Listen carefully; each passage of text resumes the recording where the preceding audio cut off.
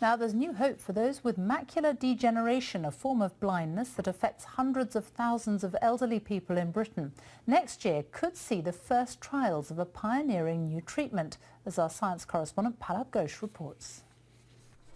That's it. This is JoePepper, a 24-year-old teacher.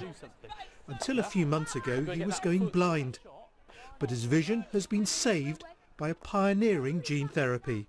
Right, so you obviously have done a lot of work, hopefully, over the holidays in terms of... Joe also teaches history at St John's School in Surrey. Soon after his treatment, he was asked to read from a sight chart. You read out the letter from the top individually, and I just kept on going and going and going beyond what I'd ever done. And Anna, my research, the nurse up there, she came out and she was taking me back to the waiting room, and she just looked at me and said, "It's fantastic," and the both of us just had tears in our eyes, and went back and sat next to my dad.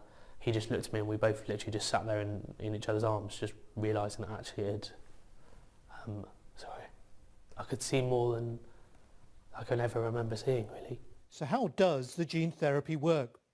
Right at the back of the eye are cells that detect light and enable us to see.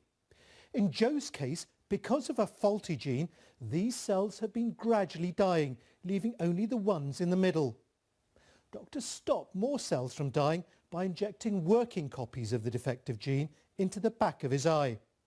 The treatment also revitalises some of the dying cells and so has actually improved his sight.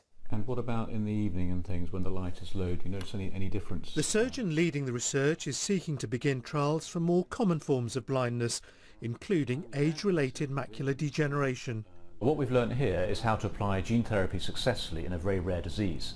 But of course we'd like to apply it to more common forms of blindness, and this indeed may be achievable within the next 5 to 10 years. This is what you're doing here. Common forms of blindness involve more genes and so are harder to treat.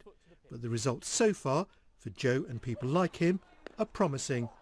Palab Ghosh, BBC News.